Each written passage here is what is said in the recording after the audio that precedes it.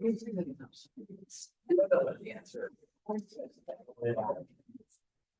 everybody. We're at 7 o'clock, so I think we're going to go ahead and get started. Start off by saying if anybody's a new face, I'm Jen Higginbotham. I'm the president of the Holy Cross Neighborhood Association. Thank you for coming to the meeting this evening. We've got a lot of speakers, a lot going on, so we're going to jump into it. We do have some refreshments over here. We also have Jason. It was a J. We have Jason from the Athenaeum Gymnasium. It's where the old YMCA used to be, and they've got some stuff going on. So, oh, here. Sure, here we go. So he's here if anybody wants to chat with him off to the side about what's going on with them.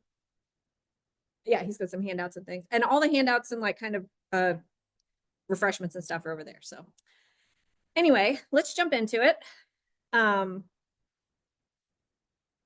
First of all, like we usually do, we always want to thank Ball State University for letting us have our meetings here. It's very generous of them to let us use this space. It's always been really great, and we've been using it for a few years. So thank you as always. I want to give a reminder that we are recording the meeting.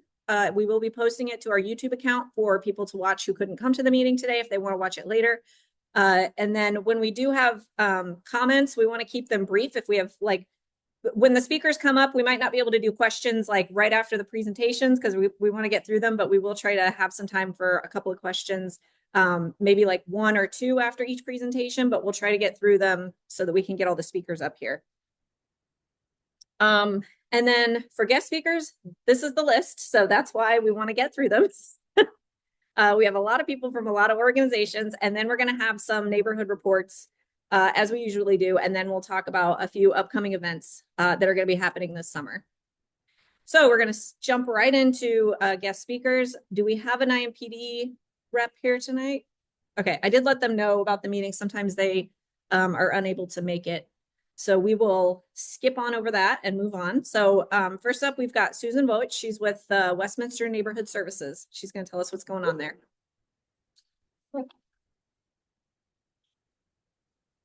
Hello, thanks for having me. Who has heard of Westminster Neighborhood Services? Okay, a few, cool. So we are in the neighborhood.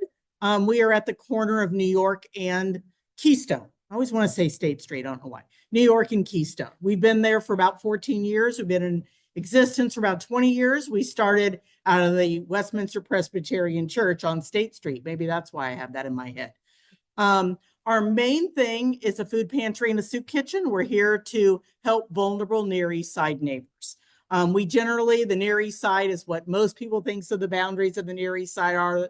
The interstate, a little south of Washington Street where the railroad tracks are, all the way out to 21st Street in the interstate, and all the way out to Emerson Avenue. So that's our boundaries. We have a food pantry and I've got paper over there you can pick up later. Food pantry on Mondays and Thursday mornings from 9 to noon and Tuesday evenings from 6 to 7. We also have a senior pantry. That's our special pantry on the third Wednesday of the month. And that's for any senior over 55 in Marion County because seniors are a really vulnerable population. So if you know anybody that could use our services in that way. When we have our food pantry, we also have a soup kitchen. We start with breakfast, have pastries, coffee, juice, water, and then we serve a free lunch from our friends right across the street over here, Second Helpings. We have casseroles, salads, and fruit, and we make that available to our neighbors as well. What I like to say to meetings like yourselves, maybe you know a vulnerable neighbor. Maybe you can bring them with you. I have a guy, Tom Abil, who lives in Woodruff Place. Somebody might know Tom. He brings a neighbor and brings him to the food pantry soup kitchen with him. Or volunteer. On the back of my card is a little volunteer QRL code if you'd like to come check us out. Tuesday evenings are really easy. Get there at 5:45. You're done by 7:15 or 7:30. If you even also just want to come check us out. We also do pop-up pantries in the summer from May to September. The next pop-up pantry is near you at Soma Church. That took over Westminster Presbyterian Church. So it is on Saturday, June 28th from 10 to 12. If you volunteer, you show up at our offices at 9 a.m. We load the van, we get to site at about 9:30, we unpack the van and have free food for people in the neighborhood, and they don't even need to show us ID or anything. If you come to our pantry, we ask for a piece of mail to prove address. That's all. No income verification required. So we also like to think that we're good neighbors. We're having a block party. Oops, I'll get that in a minute. A block party on June 6th. Again, if you'd like to check us out, it's in our parking lot from 4 to 7 p.m. Inglewood's partnering with us on that as the Damien Center. So it's just a fun way to do it. And of course, like everybody, we're having a neighborhood cleanup. The neighborhood cleanup is on Saturday, June 14th from 9 to noon. So we do things like that. We're doing a national night out on Friday. I didn't bring that flyer because it's all the way in August. August 8th, which is a Saturday, which is a Friday night. And so we're doing our night out on a Friday night. So that's us. We also do after school and summer school care. We serve about 45 kids, primarily from Thomas Gregg Neighborhood School. We're hoping to wrap in Wynn soon, the school in your neighborhood, Washington Irving Neighborhood Schools as well. So we serve about 45 kids from 3 to 6, 5 days a week, and then we'll be doing a full summer school for 6 weeks. So we do all of that. We do field trips, and they get a lot of great experiences. So we just do all of that, trying to serve our population. I'm sure I'm forgetting something, but again, I left all kinds of information. This card's real simple, shows all of our pantry hours, our soup kitchen hours, and has this lovely QRL code to volunteer. That's kind of us in a nutshell. One other thing I told, I forgot your name, I told her that I'm also on the board of NISC, which is over Thomas Gregg School and Wynn School. You can always reach out to me if you have any questions about that. I've been on the board for about, I think, 5 years. It really is. They really are both great, fabulous schools, mainly serving a fairly vulnerable population. So I can help with that as well. I am a Cottage Home neighbor. I've lived there for 26 years. So I'm in there with it. Do I have any questions at all? Just making you aware of what we do and where we are. And if you know anybody that needs our services, please send them our way. Or if you ever want to do a food drive, we take your donations. Because, all the good stuff. Get that card. Thank you. All right, next up, we have Indigo. We have Dan Smith from Indigo and Alexis Kraft with JQOL. They're going to give us an update on the Blue Line. And yeah, you guys can come on up.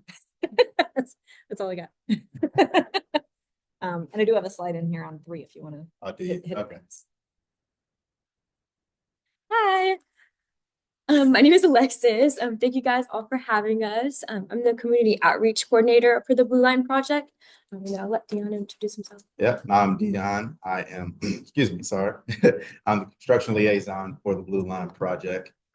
So Alexis supports me and making sure that we are doing all things to support businesses, residents, and stakeholders throughout the corridor. So yeah, I'll let Alexis kick it off. Yeah. So essentially, we do serve as resources to businesses and neighborhoods like you guys. We bridge the gap between the contractors and the community. So therefore, I'm sure a lot of you are familiar with it, but the Blue Line Project is the 3rd addition to the current rapid transit system through Indigo. It's following the red and the purple line, if you're familiar with those. But it is going to connect the Cumberland area with the International Airport along Washington Street. And it is derived from 12 subsegments separated by the 4 major segments. That is excluding the International Airport as well as the East Mobility Hub. There's 5 segments in total. Indigo is only responsible for the construction within the 4 segments. So from the International Airport to Holt Road, it's a completely separate than with the Indigo construction. And We'll go into the closures. I'll just talk about some of the impacts that I'm sure you all will probably be interested in.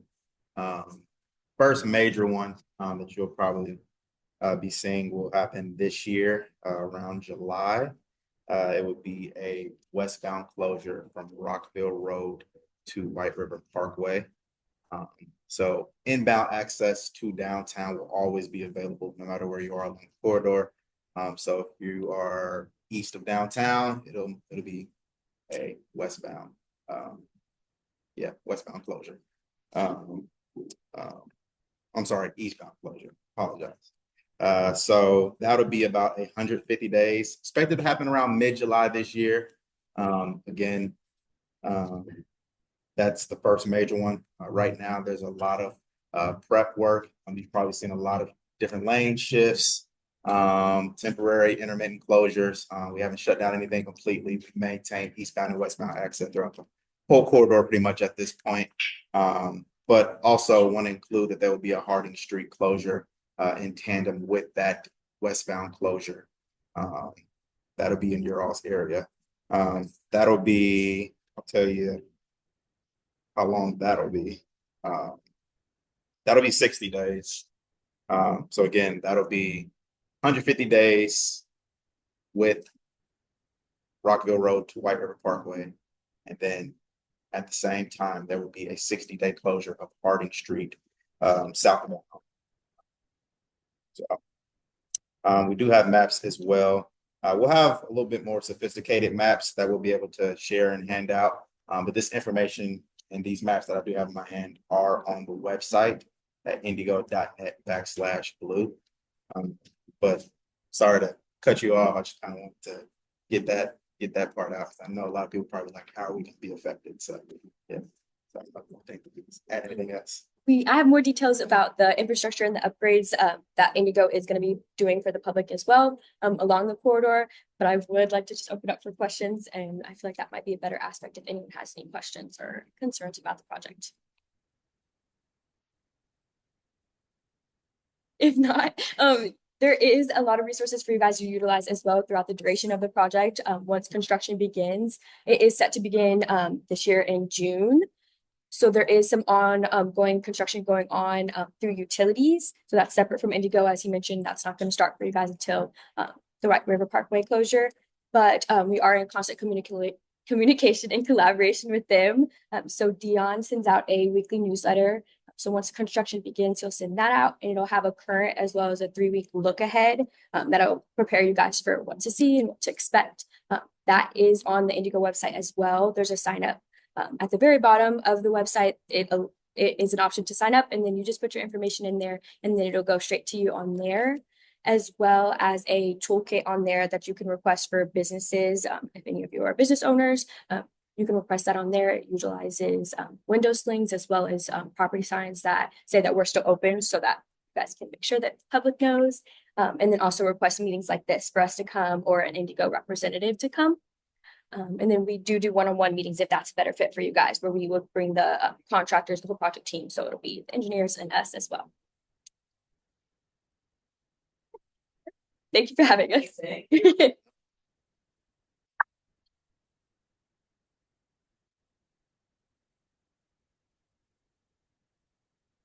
Thank you. I also threw a slide in here because I got a email earlier this week letting us know that Route 3, the one that goes through our neighborhood, is going to be realigning on or after June 8th. So with Michigan Street opening to two-way traffic, once that starts to happen, the Route 3 is going to vacate from New York Street. It's going to move up to Michigan, and both directions are just going to be on Michigan. So that's going to start this summer for anybody who is a bus rider or knows a bus rider and you want to get the word out.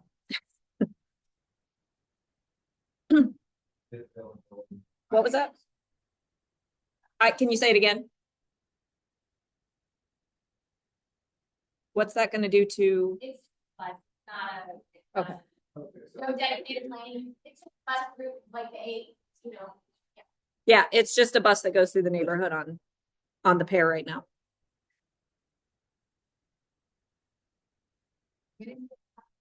On or after June 8th. So basically, once Michigan Street starts going two-way traffic, that's when it's going to start moving up to Michigan. Yeah, so I actually had a presenter next. I flashed it up for a second, but I think I'm going to go ahead and skip and just have Curtis come on up here and tell us about some of the stuff that DPW's got going on, and then we'll go back to Lee. Yeah, it kind of ties in the two projects, but I'm Curtis Holcomb, project manager for DPW. I work for Crossroad Engineers, but they contract me to run the construction management part of this. So I guess just to get the elephant in the room would be, when is it going to open? So we're looking at July for a completion date. We hope we can get it, late June, but right now we're shooting for July. That's the anticipated completion date. That's two-way traffic on Michigan and New York, open both ways, which then that's when that bus route would go into effect. And I'm working with Indigo as well, not Dion, but a few other people on their side for that switch to take place. So I coordinate with them and let them know. They come to our progress meetings and get updates through that. So as far as like what's going on right now, we've got pavement markings. You guys have probably seen those happening on Michigan and starting on New York. Signal work, which most of the signals, well, all the signal actuals are up, like so the new signals. We're still installing pedestrian push buttons and doing all the wiring. And then there's a ton of testing that we have to do so that we make sure that everything's operational before we can turn it over to two-way traffic. You may have noticed that the signal at Bevel in New York is flashing as of yesterday. So that signal will actually go away. That signal is not warranted anymore. So that one won't, that's why it's flashing. So it has to flash for a certain duration, but then once the two-way conversion takes place, then that signal will actually come down. So we do have some minimal paving work going on that's going to start next week. We got to finish some stuff down near the park on the east end. And then we have a couple patches that we've got to do throughout the corridor on Michigan and New York, but that should be minimal, probably 3 days worth of work, and then come back and continue with the striping or the pavement markings. And then the other thing that may or may not affect you all is there's going to be signal work at the railroad crossings. So probably know, but the safety arms that come down right now, they're made and designed for one-way traffic, not two-way. So they have to do their conversion to make sure that obviously the arm comes down on both sides of the tracks for the new traffic pattern. That work is scheduled to start next week and is probably going to take about a month or so. So that's another impact that we have to deal with because we cannot convert the traffic until that all can take place either. So that is a high-level update. Yeah, go ahead. The closures, long-term closures with the railroad crossing. I was told no, but I don't control what the railroad does, unfortunately. So, yeah, I was told there should be no closures with that. But again, I don't dictate that.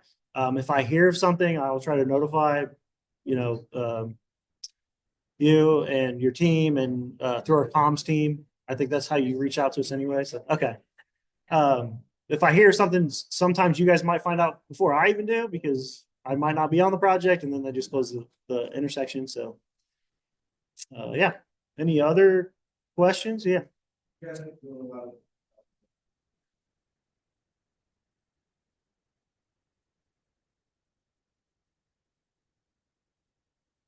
I cannot speak to that. I'm sorry.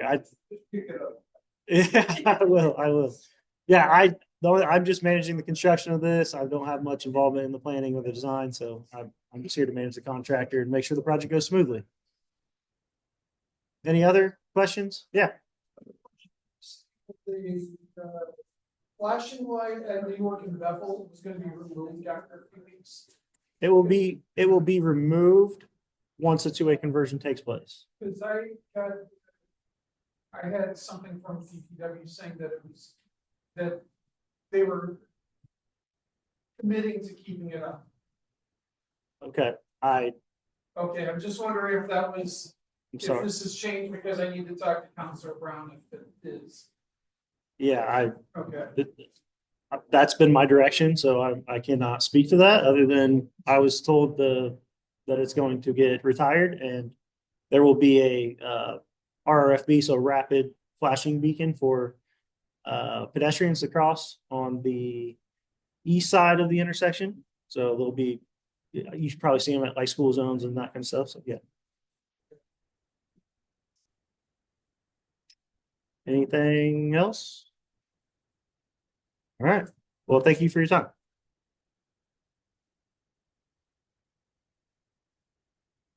All right. Thank you, Curtis, for that update. We'll go back up here to Lee now. Lee Durham with the Can. They're one of the sponsors for the Wine and Cheese Festival. So Lee just wants to run through a little bit of what they got going on. Yeah. Microphone wherever. Okay. Hi, I'm Lee. Thanks for having me. I manage the membership program and do some community outreach at Can Cinema. For those of you who aren't familiar with us, I'm going to be looking at my phone because if I don't follow notes, then I will ramble incoherently. Anyway, we're Indy's like only locally owned and operated nonprofit art house cinema, which is pretty cool. We've been physically open since 2021, but we came about in 2019. We planned on opening, and then the pandemic hit. Anyway, we all know how that went. We focus primarily on showing first run independent productions and a ton of repertory films. Repertory just basically means any movie made in the past. So that's like, we've got documentaries, we've got comedies, we've got Hollywood classics, foreign films, family-friendly titles, like something for everyone. And we run a lot of fun special events as well. So we're definitely more than just a movie theater. Like I said, we're a nonprofit, and a lot of art house cinemas in the United States are, because we show films that aren't exactly commercially viable compared to like your big studio productions. So on top of ticket revenue, we rely largely on our membership program and financial contributions from the public to keep us going sustainably. And the four fundamental objectives of our overall mission at Indianapolis Film Project, which is the 501c3 that runs the cinema, are film exhibition, film education, local filmmaker support, and community engagement. We partner often with local businesses and organizations and musicians and artists, et cetera, to emphasize their work with like conceptually related films and to educate the public on what they do. So that's another fun thing you can look forward to. And our theaters are also available to rent to the public as well. And we have 2 event spaces upstairs that are also available to rent. And we're a restaurant as well. Our restaurant is helmed by Chef Travis Hitch, and it features a Japanese tavern style menu at the moment. The restaurant is intended to be a separate experience from the cinema, insofar as that you can't take food into the theater. But you also don't have to see a movie to come eat. You can just do one or the other, both, whatever floats your boat. But anyway, yeah, you can, our website's cancanindy.com. You can keep an eye on it to follow our programming, see what we've got going on this summer. We've got a lot of fun stuff programmed. Super excited, like more excited than I've ever been. I've been working there for like 3 years. So I'm objectively, it's going to be a great time. You won't want to miss it. So anyway, yeah. And also our social media handle is Can Cinema on Instagram and Facebook. So you can follow us there. It's a lot more fun than our website. But yeah, anyway, that's all I got. Thanks for having me.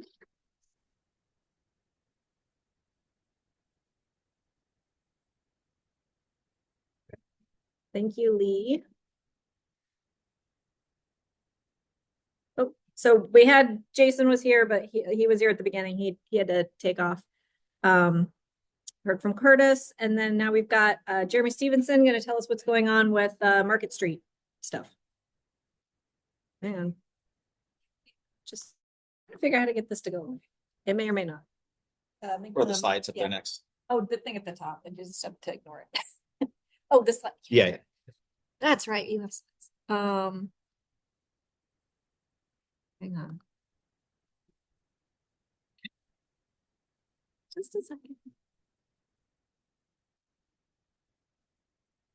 Well, while she's getting that up, I'll tell you. So we also have, we're redeveloping our partnership has this property, the former Angeles campus, which we now call Elevator Hill. A few updates to that.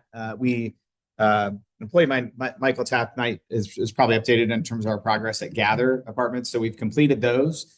Those are fully occupied. So welcome residents to that if you see them coming and going. There is obviously some people who move in and out at times. So I'd be remiss if I didn't say If you know anybody looking for an apartment, send them our way. You can tell them how great the neighborhood is and new apartments in it. So it's been a great community. Just kind of getting some activity, daytime activity and nighttime activity here. A few updates on retail. If you hadn't seen, the diner is going to become Liftoff Creamery, so an ice cream shop, which is great. So what's getting added on there now are bathrooms, because those are pretty essential. History of that, you may be like, why is that not already part of it? When this was the Angie's List campus, Bill Osterly, who had founded and was CEO of the Angie's List, brought that in to have something different and unique for employees, but they could go back to their offices, right? And so there wasn't a need for restrooms. That's gotten added in. So that should open this summer. Those bathrooms should be complete in the next few weeks, and then it's really up to Liftoff to kind of figure out what their opening is. So follow them on Instagram. And we also have a cafe and cakery opening on Washington Street called Three Dolls. Little interesting story on that is their great grandfather used to run a confectionery business in that same space. And so just cool. And so they've really kind of delved into that vibe. If you've not been by on Washington Street, it's hand painted signage on the windows to really look similar to what their great grandfather had when he was there. So anyway, neat kind of story with that. We've got a barber shop opening on Washington Street as well. And then obviously we're generally pretty full in terms of some office and stuff here as well. So as it relates to Cole Motor, we don't like to call it Marion County Jail 2 project or anything like that. Does anybody even remember if there was a jail around here at one point? I don't. Yeah, no, not at all. Yeah, okay. We may ask why.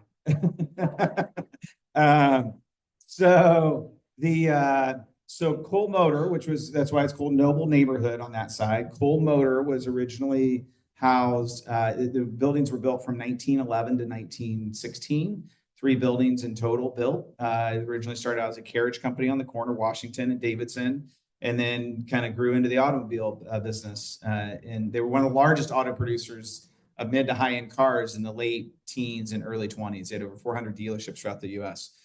So it's very significant. And it's significant that we don't call it Jail 2 anymore, right? So Cole Motor, and we closed on that property March 1st and immediately began construction. I think people were surprised at how quickly it started to transform. We worked with the city over last year to complete demolition of all the interior jail components. So I told somebody earlier, it's like, if you hadn't been in there, you didn't know what it looked like. And I won't ask how many people have been in there or not, but you now see what it looks like, right? It's all opened up and such, and it really is just a concrete frame industrial structure. So we are quickly getting to work on that. This is a rendering as if you got stuck on the interstate and looked down Market Street, but it gives you a good view of both of the buildings. So the building on your right is the building north side of Market Street. Building on the left is the south side of Market Street. That bridge is staying.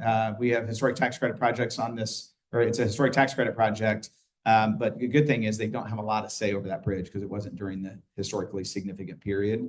So we are keeping that, putting that in glass. And it's a connector bridge between the 2 buildings. So 213 units of multifamily construction. And I'll skip ahead. This gives you a sense as the type of the feel of the units from the inside there, and a little bit of the lobby feel. We are, as soon as we closed on the project and it hit the press and stuff, we immediately had a handful of folks who own Cole Motor cars, vintage cars, who had approached us.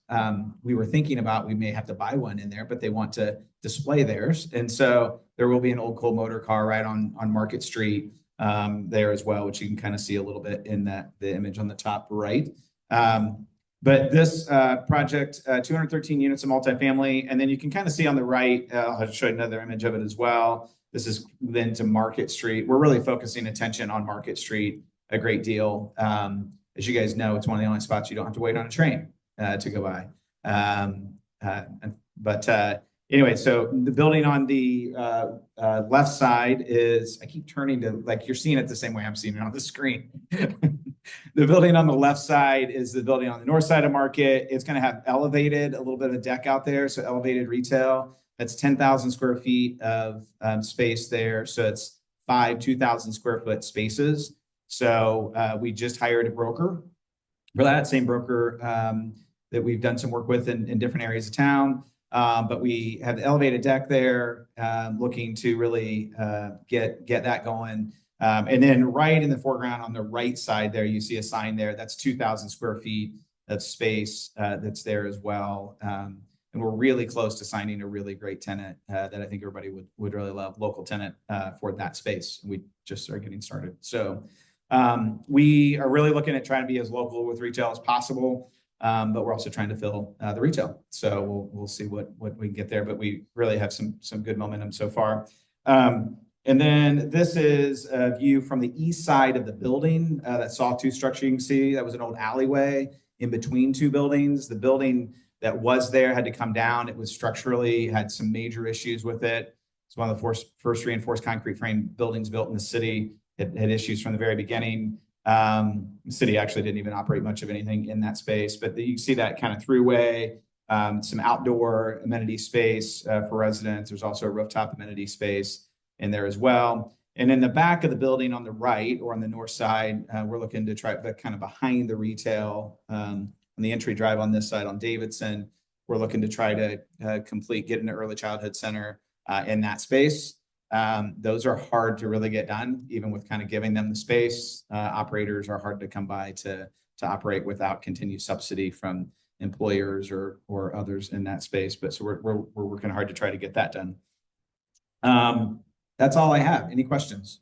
Oh, I should say, I'm sorry, real quick. Two things, because our first unit should be available in first retail mid next year. So we'll have windows starting to go in even late this summer in both buildings. So first units will be released on the north building first. And so that should be, I know I'm on YouTube, that'll be summer next year, and full project should be completed by the end of the year. But we're making really good progress so far, knock on wood, and haven't had any issues. This work that's going on to shut down Market Street and Pine is not us. We have no idea what it is either. So, okay, good, because we were not notified of it, nor as a tenant here or is going on over there, but Citizens is, we're a little frustrated with at this point. After we already had this road shut down for a long time because city's contractor hit the top of the system out here. So anyway, we're sorry for not being able to let folks know, but we didn't know either. So, and it's again, not related to our work. Question? Yeah,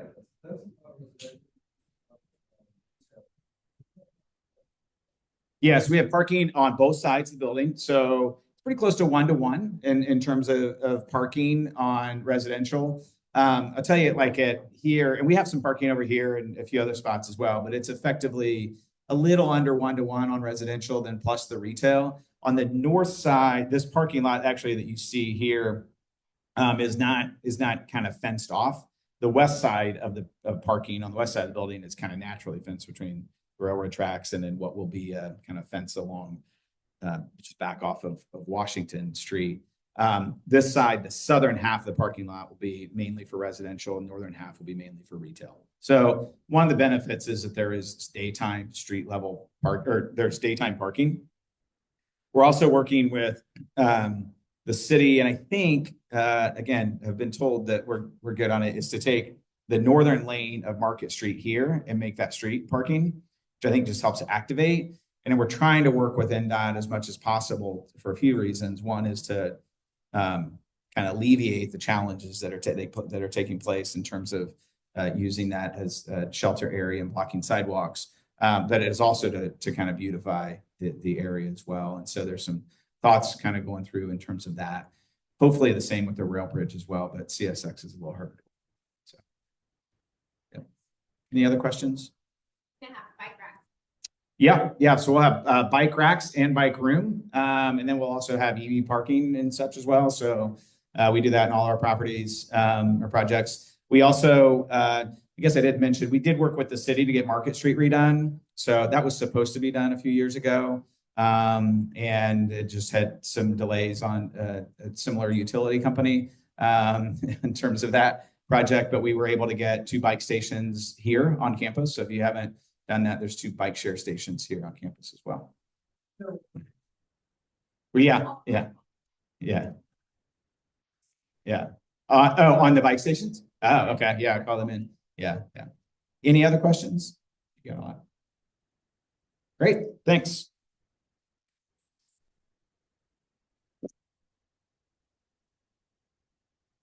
Okay, thank you, Jeremy. Let me get back to. Okay, I went through these a little bit because I was trying to make things work. But next up, we've got Rachel Gregory from Hirons, I believe. Yeah. She's going to give us another update on the Arsenal Tech, the stuff that's happening there. And I think I've already got. Hold on, I can't see under this thing. Arsenal Tech. There we go.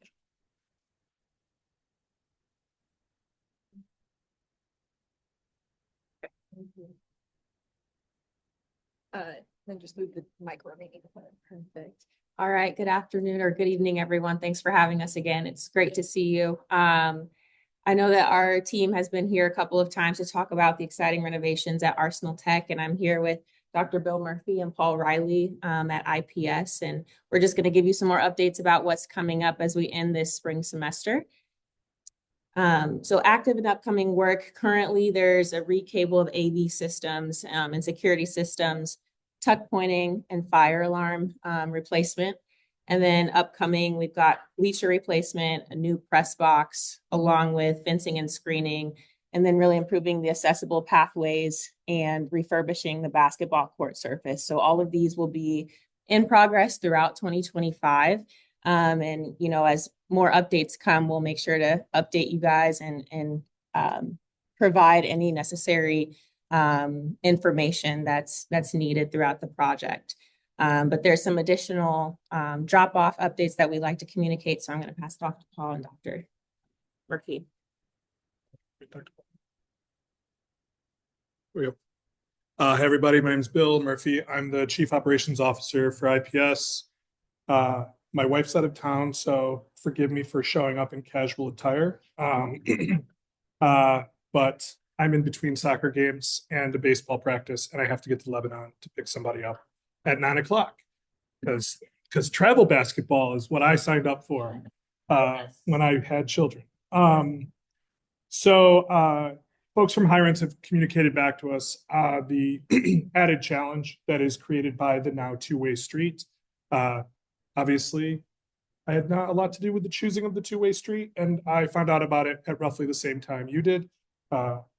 It could be that someone told someone, but no one told me, and I've been the Chief Operations Officer for about 3 years now. So as soon as we realized that there was going to be a two-way street, and that would definitely cause drop-off problems, we looked at a few of the other challenges we've had in the neighborhood. So if you look at this map, and envision in your minds, to your left of the word where it says buses in really big letters.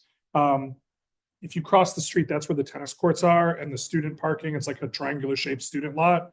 We're going to eliminate that student lot. It'll still be a parking lot. We can use it for overflow parking during events. But having a student parking lot across the street from the school is not a great idea. And Paul is our Executive Director of Facilities and Operations, and he and I agree it's not perfect to have them over there. So we will still use it for overflow. It will be available during the day. We're not going to like chain it off, but students will be required to come up to the Legacy Gate entrance. And the Legacy Gate entrance is the one that during the day you would use to go to the Bonner Center if you wanted to go work out or do something there. The Legacy Gate is always occupied by a security guard. Typically, that has been a security guard who's been hired in between Arsenal Tech and the Bonner Center. It's like a third-party operator. I won't tell you the name of the company because I'm dissatisfied with their service. So we will not be going with them again, ever. The new security guard will be an IPS employee, but will be actually a safety officer who is a member of the police force. Safety officers are almost police, but they don't carry weapons, and they don't have to pass all the physical fitness requirements. Like they don't have to run an 8-minute mile. I'm a 50-year-old man. the days of an 8-minute mile are long behind me. But I feel like I could definitely check students in and out of a school in a safe fashion. And so we want to make sure that's an opportunity where we're not excluding people, and they can do that. So once school starts, the main lot where students have been parking will be the bus lot, where it says buses. And then where that blue arrow is where they come up the legacy gate route.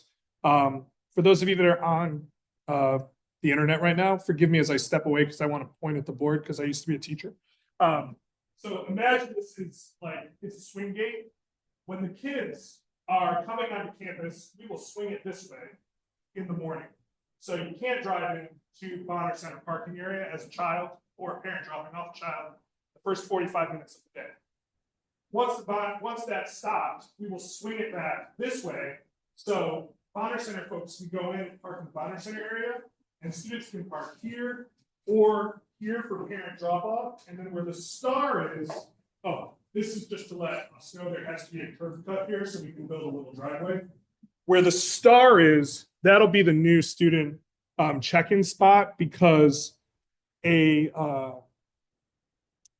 security issue that we have at Tech is, you may have noticed because you live near it, it's built to be like a community college campus. And that means there are many points of entry. And it means that when you're a child being dropped off by a parent, or even dropping yourself off for our juniors and seniors, you could enter the campus and walk to a classroom building and not actually enter an office building. You could enter campus and no one would know you were there except for the security guard, which, as I mentioned, I have not been happy about. So now an IPS employee will allow you onto the campus through the legacy gate.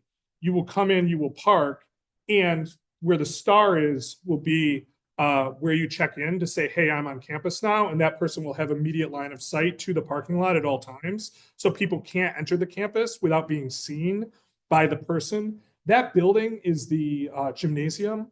And there's an unused portion of the gymnasium where the star is. So we can convert that to check-in space. But we believe, based on the number of students who park on the campus, the number of staff who park on the campus, we actually are increasing the amount of student parking by doing it this way, because the triangular parking lot is smaller. So where the S is that's closer to the star, that's actually about the same amount of parking as the student parking in the triangle space.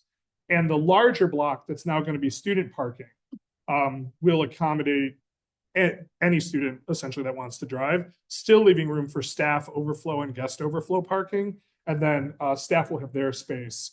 Where those red slashes are, we're just going to have like those portable concrete ballasts that you use when you need to separate a portion of a road off.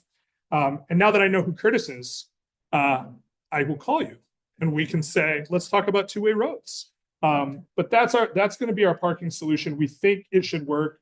We're running a few things with a few of our construction engineers and some of the folks that do landscape architecture, just to make sure. We're meeting with the Bonner Center to make sure that they don't have any, at the moment, they're like, this looks fine, but we just need to make sure there aren't any unforeseen complications.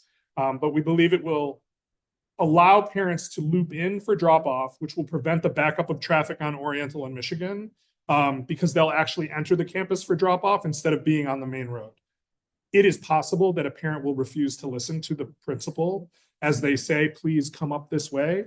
But we will do our best to continue to tell them to loop onto campus. Yes, ma'am. For student parking, they'll be, all drop off will happen there. A walker could walk up, and arguably like a parent could break the rule and say, I'm dropping you off over on Sturm. We can't prevent that from happening, but we can say the expectation is, as a driving parent or a driving student, that you drive for drop off up on that side. Yep.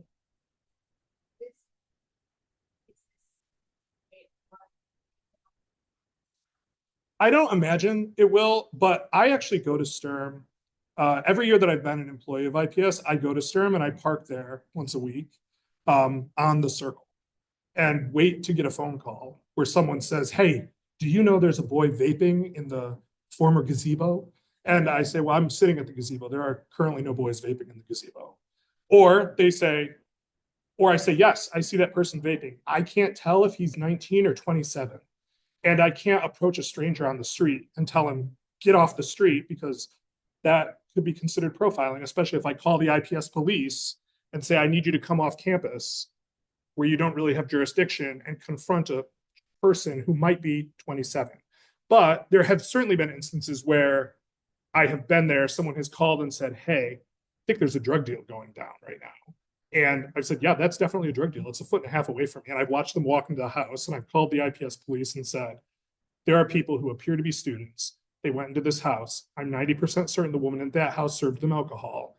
I need you to call IPS. I need you to call IMPD and open the lines of communication. So we are doing what we can to address it, knowing that it is going to be imperfect. And there have been times when I've called the Arsenal Tech Police and said, I need you to come over.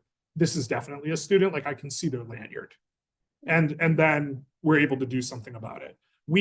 I have to be careful, because I don't want to put police officers in a situation where I'm asking them as their boss's boss to confront someone who I am not certain is a student and who might just be a poorly behaved 22-year-old.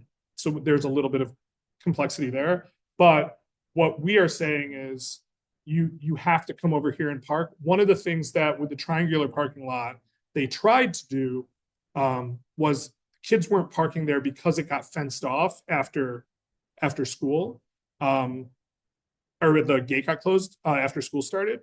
And then we opened the gate and said, okay, just park there whenever you want. That actually didn't help a whole lot to solve the problem. We actually just got a bunch of people parking there that weren't affiliated with the school in any way, or cars that didn't have license plates on them, which creates an added layer of complex things. So we think that actually forcing them to come onto campus, and then if you're on campus, the only way you can check in is at the Star. It should, at a minimum, not make it worse on Stern. We think it will make it better, because even if you were a kid, you parked on Stern and you walked to the Michigan gate, the person there is now also an IPS employee, and they can say, oh, you haven't checked in yet. You need to go to this place. Let me find out who you are. Oh, I'm Megan Smith. Great. Check-in number 4, Megan Smith is on her way from the Michigan gate. We know it takes 4 minutes to walk from the Michigan gate to check in. You can expect her there. Megan can't go to class until she checks in. If you come in after school starts, you have to go to the Star to check in. And so you might park on Stern and then learn pretty quickly that's not actually very convenient, because you're still having to go all the way back up to the Star to check in. That, but also children are unpredictable, and I'm sure they can find a way to circumvent my best laid plans, and then we'll come up with some new ones.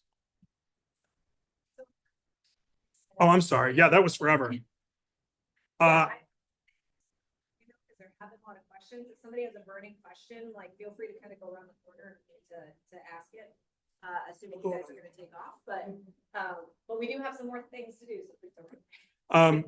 I don't have any business cards, because I guess those aren't things that are made anymore. But what I can do is I can make sure that you have my contact information. It's also really easy to find. It's just murphy.william@myIPS.org. You can always email me. If you live on Sturm, you probably have emailed me. Perhaps not you. Are you the woman that works from home and has the window that overlooks? Sorry. I'm going to go because you need. Paul has cards, though, so I'll leave them over by the popcorn. And that way you can get in touch with one of us. And I'll also be around the corner if you have questions. Thank you. Sure. Thank you so much. So we have just a couple more things here, and I do want to remind everybody that the meeting does go till 8:30 now. I know that some of you might have to scram, but we do have elections too. So we're doing our officer elections tonight. So if you can stick around for the next half hour till the meeting ends, that would be excellent. I think we just have a couple people left. Yes, thank you very much. We just have a couple people left, and then we'll be getting into our neighborhood announcements. So next up, I have Andrew with in Andre Carson's office. He's going to give us some updates. Oh yeah, you had slides. Let me pull those up. There we go. Good. Well, yeah. It's okay. Okay. You all right? Good evening, everybody. Hard to believe it was only February when I was last here. Welcome to the waking nightmare of Washington, D.C. So I know you guys got a lot on the agenda. This looks like a long agenda. I promise I'm going to get through this at lightning speed. As a heads up, I included a lot of QR codes, almost one on every slide. So I'll let that do the talking. If you want to get your phones out, it should be quite a lot on the screens because quite a lot has happened. I did want to share, just as a heads up, that a little over a week ago, we had an in-person community event. We had the #2 Democrat in the House of Representatives come out, and we had this town hall style event at our Julia Carson Government Center. The Congressman's been holding pretty regular town halls virtually, and there's been some security concerns. So this is the first time we've been able to do it in person this year. It's a really great event talking about what we're doing on Capitol Hill in regards to everything that's been going on.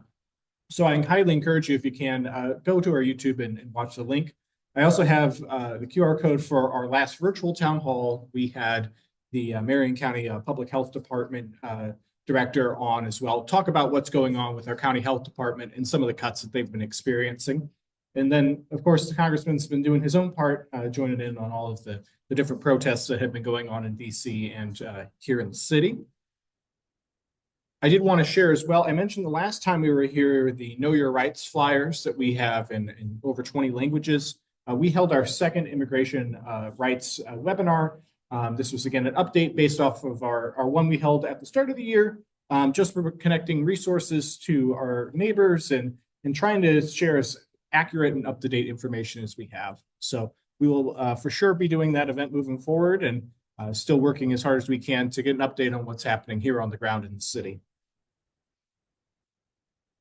Now, I did want to get into a little bit of the specifics of what the congressman is doing. This is an update from this week as it pertains to Amtrak. Public rail is something that Julia Carson and my boss, Andre Carson, have fought for many decades. And we have a very large maintenance facility in Beech Grove. Turns out that's where most Amtrak cars have safety repairs made to them. And it's been under threat for over 30 years. Last year, the congressman was able to secure a historic investment in public rail in this country. And right now, we're looking at the potential that could be rolled back. So he unsuccessfully tried to put through an amendment, essentially just saying, if we already passed money for something, the president shouldn't have the power to take it away or attach new strings to that so that it can't be spent. So this was in mind to Union Station and the Beech Grove facility. You can watch his full speech at that link. Just one of many things that we're working on to try and put a stop to these freezes and funds being revoked that hurts our community. On that topic, we also are fighting for Keep Indianapolis Beautiful. You can watch the congressman's speech he did on the House floor about this. He's leading 10 other members of Congress in demanding answers of why these funds were revoked specifically and that we get this restored. Not just for KIB, but just for our national service or Forest Service. I'm sure you've all seen right now the difficult situation that our national parks are in. So this is just something that we've heard from a lot of people in Indianapolis that is really concerning. It's really concerning to the congressman too, not just from a perspective of just environmental issues, which is very important, but as someone who is a Black Muslim from a Midwest state, when you're tracking things just because they say equity in them, you know, is just a dark time for our democracy, frankly. So please help spread the word on. Yeah, a tree equity was the reason given for those funds being taken away. So I did want to share, it seems like old news with everything happening, but Congressman Carson sits on the Intelligence Committee. He's actually a senior member of that committee. He has a background in counterintelligence. So the whole Signal Gate leaks that continue, apparently, they're still just talking about national security secrets in these unclassified platforms has been something he's really been on. I don't have a link to it, but you can see him, I think in that bottom left video, kind of just roasting all of the intelligence leaders for this lapse. As someone who has used those platforms, you know, he's still trying to wrap his head around what went on with that and doing his part to try and make sure it doesn't happen again and put our service members at risk. And then, of course, the big news this week is the federal budget. I actually put out, we sent out a newsletter here, I think at 4 p.m. So that's over on the table over there, as well as some other documents as well. And that newsletter sort of breaks down what's going on with this budget. But the biggest thing that's going to happen here is we're driving a deficit of several $1 trillion over the next decade. And in order to balance the books, they're going after spending, not necessarily on military, but of course on our most vulnerable people. So our Medicaid funds are seriously in jeopardy right now. So the link at the very top talks about why he's planning to vote no on this budget. And the numbers vary, but it's in the tens of millions of people we expect to lose their Medicaid insurance right now. And as part of this, he has been kind of taking a tour of Medicaid facilities here in Indianapolis, highlighting this issue and beating that drum. And then on Medicare and Social Security, some of you may have heard DOJ went after the downtown office for Social Security, also hurts the VA office that's in there. They also targeted the VA hospital here in plans to renovate and reconstruct that. So that is something else that has been on top of mind for us and that we have been really fighting hard about this year. And then I wanted to end on a positive note because I think I came here in February and I mentioned our art competition. We have selected a winner. So this is from Abigail over in Lawrence Central. We do this competition every year. So if you know a school child who's really good at art, we hope to see them on this slide next year. So stay tuned and we'll always have that announcement. It's always in Q1 of each and every year. And with that, I'm happy to take briefly any questions. I know there's a lot on the agenda. Seeing none, thank you all so very much.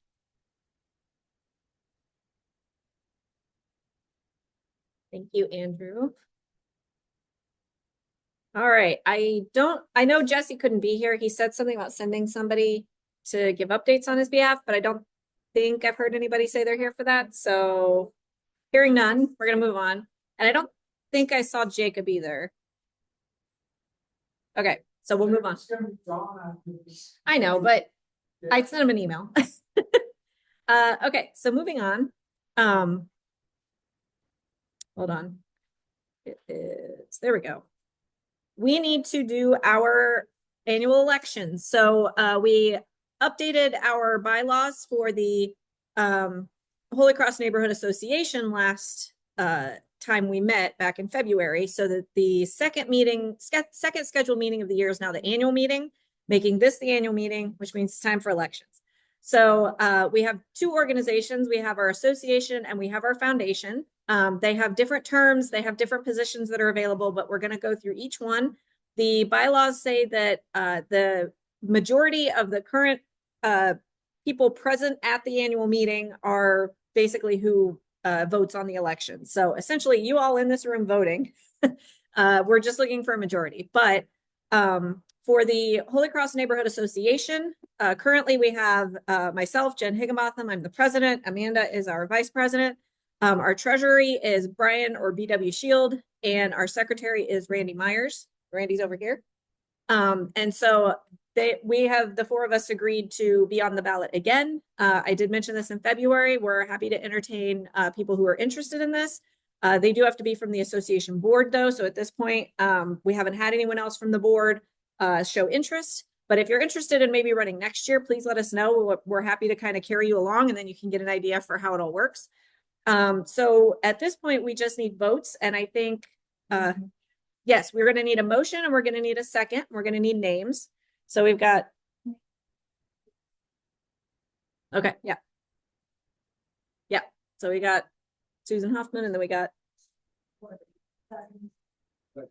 Courtney Brown. Okay, and then all in favor? Anybody opposed?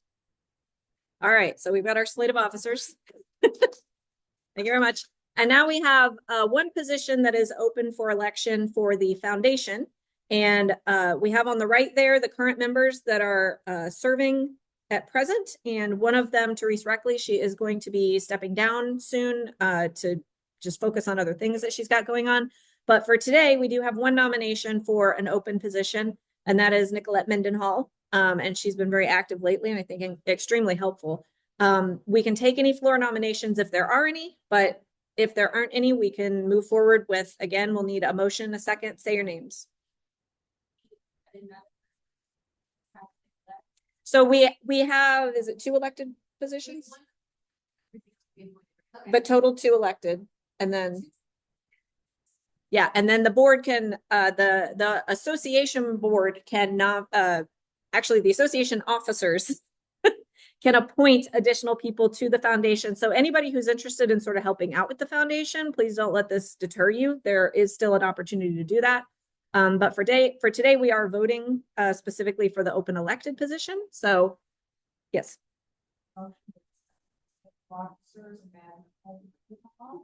Okay. Well, the other people are already members, so we're just voting for Nicolette today. Yeah. Yep. Okay. And then Amanda. Yep.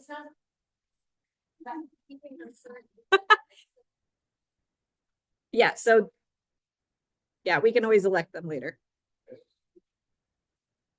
It's a whole thing. It's a whole thing. I think we've got a motion from Susan and a second from Amanda to move forward with Nikki in the current open elected position. So all in favor? Any opposed? Passes. Great, thanks. All right, so now we're going to jump into neighborhood reports. First thing I want to jump into is our 2025 budget. This is another thing that we are required to do as part of our bylaws, is share financial information with you all. We currently have a balance of $7,376.90 in the association account. And in 2024, we only spent less than $200 on a state entity report to file our tax status and our Zoom account, which we're using to record this meeting so we can put it on Facebook. Or so we can put it on YouTube. We also use the Zoom account for association board meetings and some other things. So we didn't spend much money last year. This year, 2025, we will again be doing the Zoom account. The state entity report is only due every 2 years, so we won't be spending that money this year. And then we are talking about spending some money on some website hosting. So potentially doing something with the website that will require some purchases of hosting space and potentially software like WordPress or something to be able to do that. So that is right now the only main expense we've really talked about on the association board. There could be, I guess I didn't put it on here, but I'll just say it verbally. There could be some signage that we might be investing in to put some signs out in the neighborhood when meetings are coming up, just to let people know that they're happening. But beyond that, we really haven't talked about expenses from the neighborhood. If we do, and if you're interested in knowing that, you're welcome to join the association board. We have those meetings, and that's where we kind of get into the nitty-gritty. The next one I wanted to do is just a quick update on what's happening on Market Street. As Jeremy mentioned, it is CEG. They are doing sewer work. I had to ask the city about this week because I saw that the street closed on Tuesday and I almost lost my mind. So I walked myself down to the DPW office and started asking questions, and they did show me where I can find that information. There's a link there on that slide where you can actually pull up a map of some projects that are going on. And that picture to the right is from that map that's online. So it's showing those orange segments on that map to the right. Those are the closed segments for this sewer work. So that's why that intersection at Market and Pine is closed. It says in that app that it will be closed through June 27th. So for about 6 weeks. So just a heads up there. It's one of those things where, according to the city, they're supposed to pull permits and they're supposed to notify people, but the utilities, somewhat like the railroads, kind of operate in their own space. So we don't always hear about things until they happen. That's just an FYI on that. And then I'm going to turn it over to Renee. She's got some foundation slides and some other things to update us on.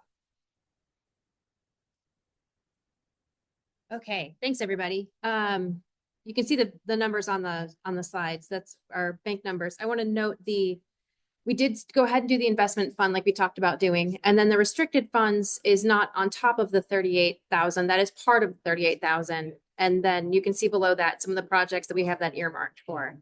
Like we just talked about a minute ago, we are looking for one more member for our foundation board, so we stay within the compliant with our bylaws.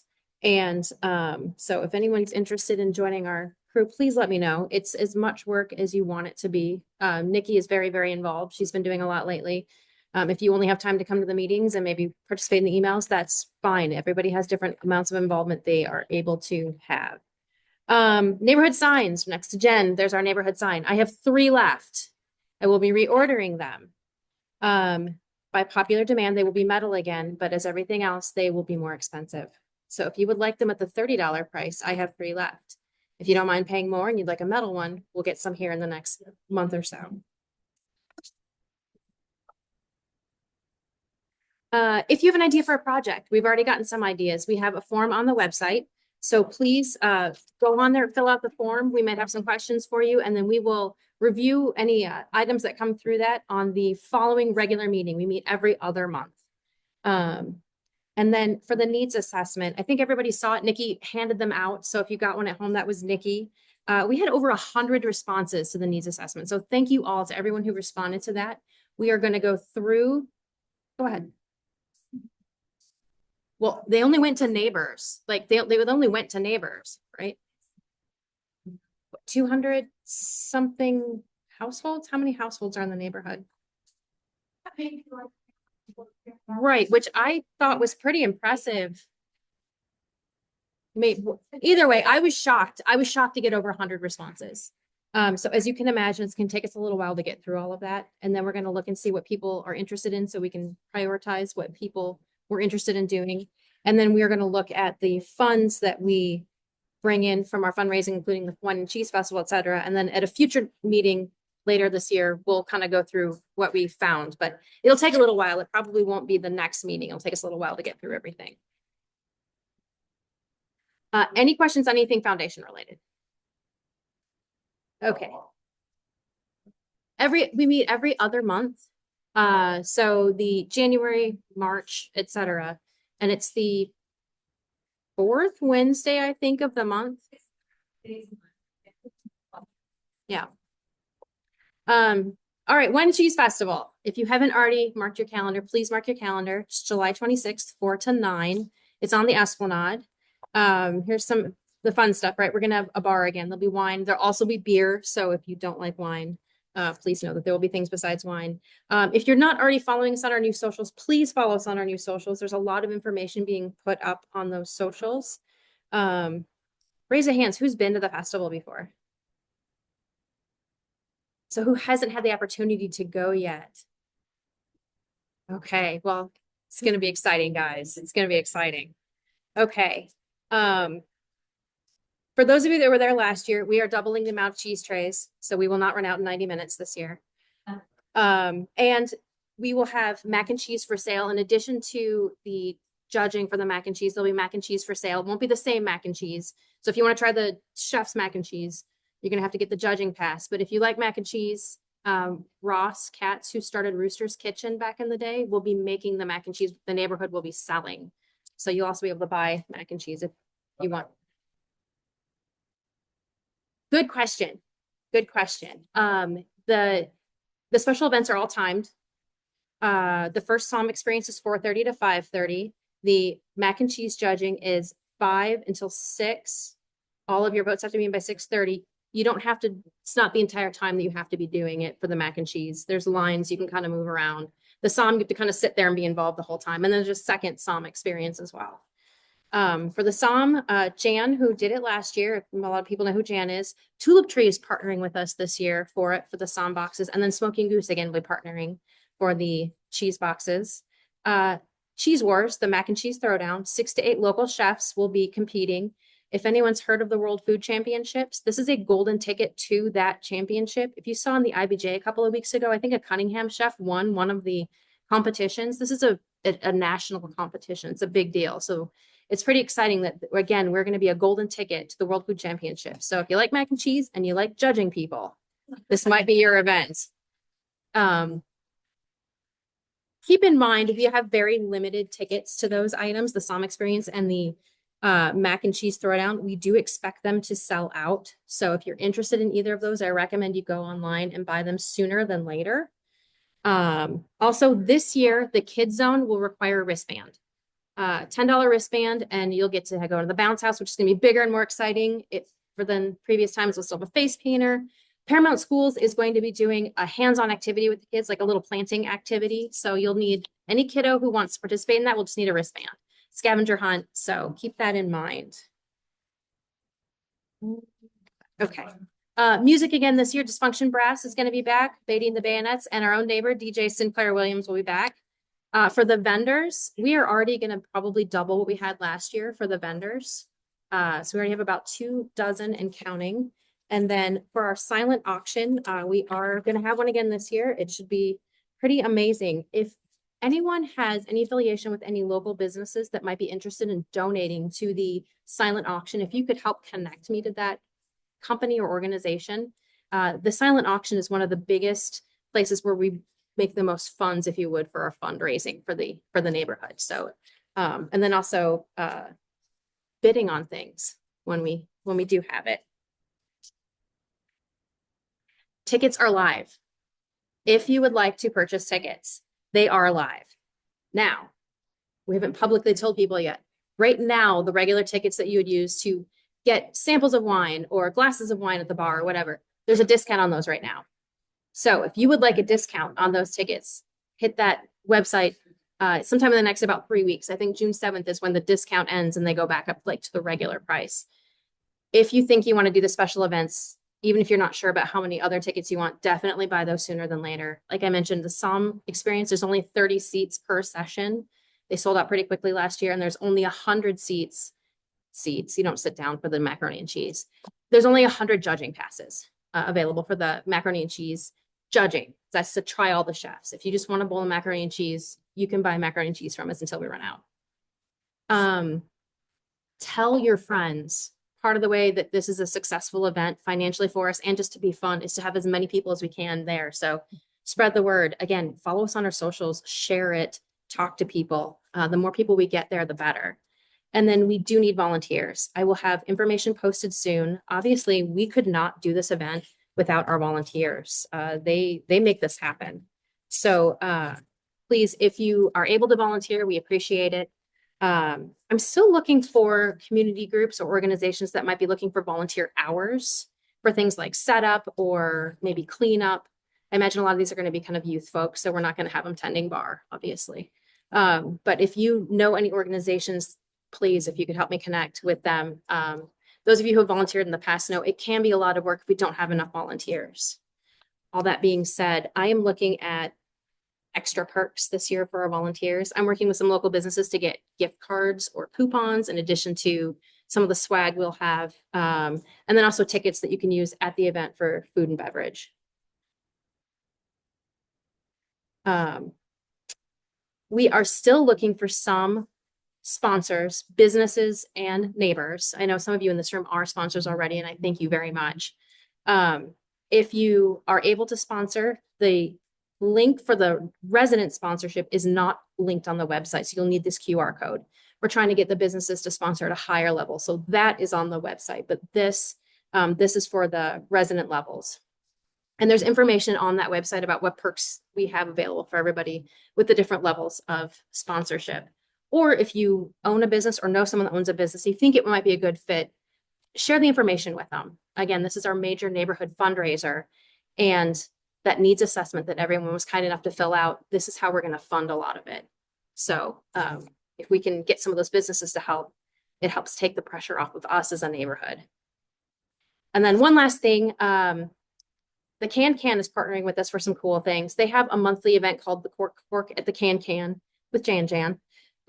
July 9th, they were kind enough to have it be all about our festival. So Tulip Tree is going to have cheese. Jan's going to do her usual. It's like a little mini Somme experience. So she's got a couple of wines. The movie is supposed to be Ratatouille. You have to be 21 to go, guys. So the ticket should be available soon. So if you're available on July 9th and you're interested in supporting a bunch of local businesses, this is a great way to do it. And then we will actually have people there. I'll be there talking about the festival, and then we'll have a table outside where people can maybe even like the QR code and start buying tickets and whatnot. So if you know people who enjoy things like going to see a movie and drinking a bunch of wine, tell them about the event. There's, I think, going to be plenty of seats. It's not going to be limited like Jan's event will be at our festival. That's everything I have about the festival. Any questions?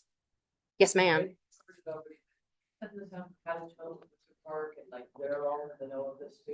So we're doing a lot of it through social media or connections people have with the neighborhood. Not necessarily in an official, like, you know, us knocking on the door of their leadership.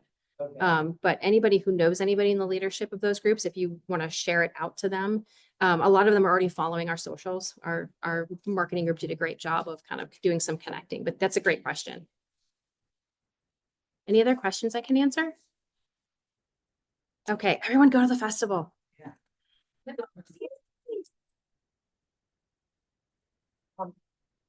I also just wanted to mention that Lee, who was up here talking about the can, they mentioned that there is a QR code that I think I was supposed to have received, but I didn't see it, where they were just going to give anybody in the neighborhood like an opportunity to kind of like get a little discount on movies for the next, I don't know if she said a couple months or something, but so anyway, you might see something in a newsletter that goes out in the next couple of weeks about something, but for the can.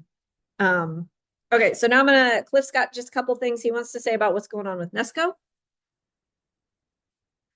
I'm going to keep these really short because everybody wants to get out of here. I'm with NESCO, which is Near East Side Community Organization, 19 neighborhoods throughout the Near East Side. Holy Cross is one of them. I run the Community Resource Council District for NESCO, and we are this is the public safety forum for the Near East Side. As such, IMPD asked us to host one of the listening sessions. We are going to be doing a 5-year a 5-year strategic plan. I had Chief over for a meeting about 3 weeks ago, 2-hour meeting that we talked about where things are going, but now he wants to hear from everyone else. So Monday, June 2nd, 6 p.m. over at the John Bonner Center, we are going to have a listening session. I have QR codes. I have papers over on the side. Go over there, search for that. It'll tell you everything you need to know. One other thing that I have to say is I also have a flyer for Narcan training. We are working with Grace Tuxedo and Little Flower Neighborhood Association to teach how to do naloxone/Narcan opioid reversal drugs. If you have a loved one who's suffering from addiction, this will save lives.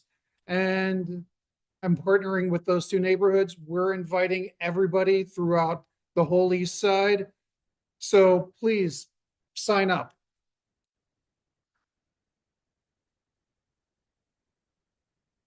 Thank you, Cliff. All right, so now I'm just going to go through some stuff that's coming up. We're going to wrap it up here. So Girls Night Out, those are always going on. We've got some dates. I've actually got a slide with some dates, but Gwen is over here. So if anybody's not familiar about that and you want to know more, please talk to Gwen. It's a nice time for ladies to kind of get together and chat and catch up. And then this is just kind of a hodgepodge. So if you go to our website, indyholycross.org, and you go to the calendar page, so indyholycross.org/calendar, you'll see a whole list of things that are coming up for the summer. Interspersed in there is like this meeting, the foundation meetings and stuff. So if you're curious about what those dates are, you can also find all of that information on that calendar website. But we do have a few MOs planned. So we've got one in May coming up, and then one is planned for June and August. We've got the East Side Games. This is something that our neighborhood hasn't participated much in the previous years, or at least in recent years. And so if anybody wants to sign up, I think Susan said she would be happy to talk to anybody who's interested. They have a bunch of events. It's like there's an event for cooking, there's an event for video games, there's a scavenger hunt, there's like regular sportsy types events. Oh, okay. Well, if you want to send me that, I can update the calendar on the website. And then we've got National Night Out is coming up August 5th. We've got, I put the Arsenal 5K on there. I think some neighbors are very familiar with the Arsenal Tech 5K, but it comes up in September. And so anybody who's looking for a 5K that's walking distance to your house, go check out that one. They've got a website for it. I've got information about that in the calendar if you go in and click. And then we're going to do an outdoor movie. This is something we really haven't done before, but we're going to try it out this year. So September 26th, we picked that date because it won't be, we won't have to wait until like 10:30 p.m. to start the movie. So Yeah, so we figured we'll put it sort of right there, kind of on the tail end of the summer so that we can kind of start that movie. I think we planned for like 7:30 p.m. so that we can get started. Don't have a movie in mind yet. It's going to have to be something on a streaming service and probably somewhat kid appropriate, so people can bring their families. And then we'll have a fall cleanup in October. We did have one in April. Amanda led that. It was fantastic.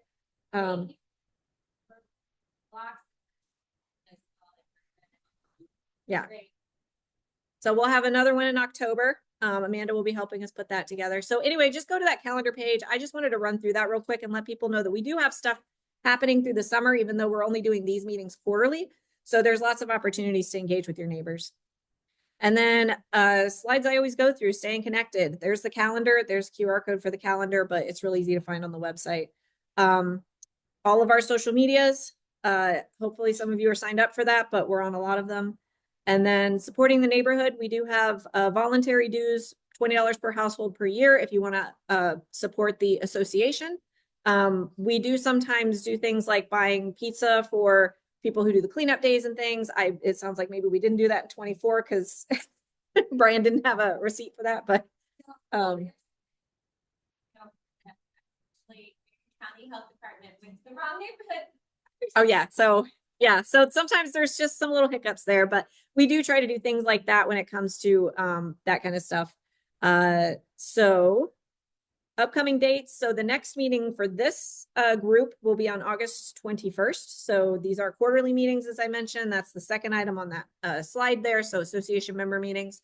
So October 21st, same space, meeting here, 7 to 8:30 again. Next association board meeting, those meet the month prior to these member meetings. And those are via Zoom. Anyone is welcome to join the association board meeting. You just have to send an email to info@indyholycross.org and say you want to be on the board. I'll get you on the group and then you can join us. And then foundation meetings, the next one's coming up May 28th. Those are in person. So we do have those on the calendar on the website, but we don't have the address because we don't like doxing people. So, so if you want to be part of the foundation, please let Renee know or send an email to the info@indyholycross.org account and I'll get it to the right place. And they do meet every other month. This is the final slide. Thank everybody for coming. I think we're 8 minutes early. Feel free to grab some popcorn on your way out or a drink. And then I'm just going to leave these QR codes up here for a little bit in case you want to use any of those. Thank you.